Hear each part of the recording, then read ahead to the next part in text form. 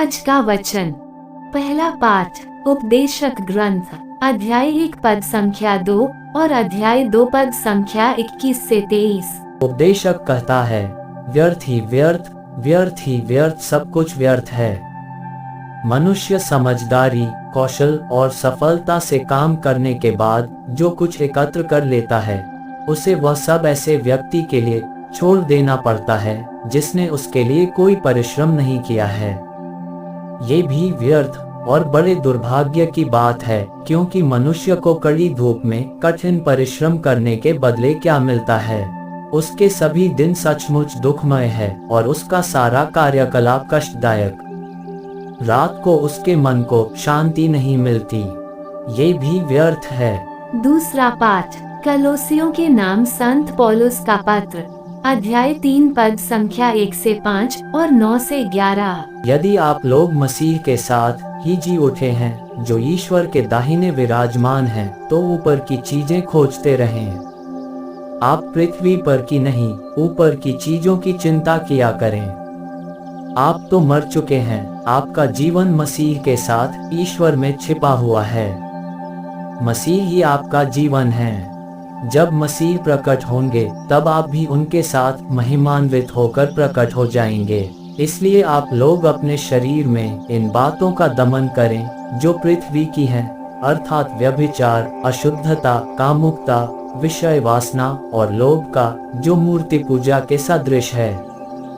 कभी एक दूसरे से झूठ नहीं बोलें।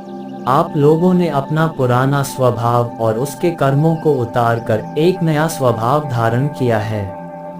वह स्वभाव अपने सृष्टिकर्ता का प्रतिरूप बनकर नवीन होता रहता और सत्य के ज्ञान की ओर आगे बढ़ता है, जहां पहुंचकर कोई भेद नहीं रहता, जहां न यूनानी है या यहूदी, न खतना है या खतने का अभाव, न बर्बर है, न स्कुति, न दास और न स्वतंत्र।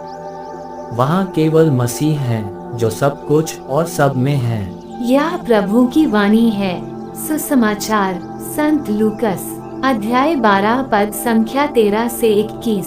भीड़ में से किसी ने ईसा से कहा, गुरुवर, मेरे भाई से कहिए कि वह मेरे लिए पैतृक संपत्ति का बंटवारा कर दें। उन्होंने उसे उत्तर दिया, भाई, किसने मुझे तुम्हारा पंच या बंटवारा करने वाला नियुक्त किया?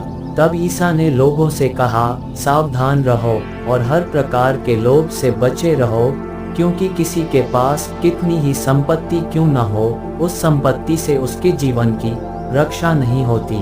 फिर ईसा ने उनको ये दृष्टांत सुनाया, किसी धनवान की जमीन में बहुत फसल हुई थी।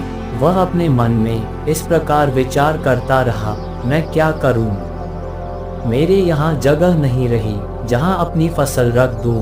तब उसने कहा, मैं ये करूँगा, अपने भंडार तोड़कर उनसे और बड़े भंडार बनवाऊंगा, उनमें अपनी सारी उपज और अपना माल इकट्ठा करूँगा और अपनी आत्मा से कहूँगा, भाई, तुम्हारे पास बरसों के लिए बहुत सा माल इकट्ठा है, इसलिए विश्राम करो, खाओ पियो और मौज उड़ाओ। परंतु ईश्वर ने उससे कहा, मूर्ख, इसी रात तेरे प्राण तुझ से ले लिए जाएंगे और तूने जो इकट्ठा किया है वह अब किसका होगा?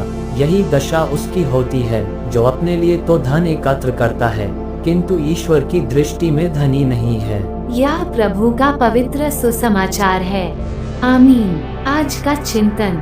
आज का पहला पाठ उपदेशक ग्रंथ से लिया गया है, जो राजा सुलेमान की देन है। राजा सुलेमान ने राज परिवार में जन्म लिया और अपनी इच्छा अनुसार ईश्वर की प्रज्ञा को पाया, जिसकी तुलना शायद ही किसी से की जा सकती है। उसे अपार संपत्ति प्राप्त हुई। बहुत से लोग उनकी प्रज्ञा की प्रशंसा करते नहीं थकते थे। यह उसके लिए सबसे बड़ा वरदान था। इन सभी वरदानों के बावजूद वह अपनी पुस्तक में ईश्वर के प्रति कृतज्ञता जाहिर नहीं करता, बल्कि विलाप करता है, व्यर्थ ही व्यर्थ सब कुछ, व्यर्थ आखिर ऐसा क्यों? आज हम सभी एक ऐसे समाज में जी रहे हैं जहां सब कुछ होने के बावजूद भी आत्मसंतुष्टि नहीं है। हम सभी स्वार्थी होकर आत्म केंद्रित हो गए। राजा सुलेमान को ईश्वर ने बुद्धि दी थी ताकि वो लोगों की भलाई कर सके और ईश्वर की महानता का बखान करे।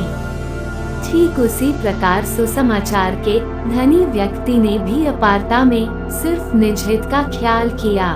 बहुधा हम सभी इसी धरा पर एक विशेष उद्देश्य से भेजे गए हैं, जो 2 वाक्यों में समाहित है, ईश्वर को प्रेम करना, पड़ोसियों को प्रेम करना। आज हम इसी संदर्भ में मनन करें, ईश्वर ने मेरे लिए क्या उद्देश्य स्थापित किया है, मैं इन उद्देश्यों की पूर्ति कैसे कर सकता हूँ। आमीन।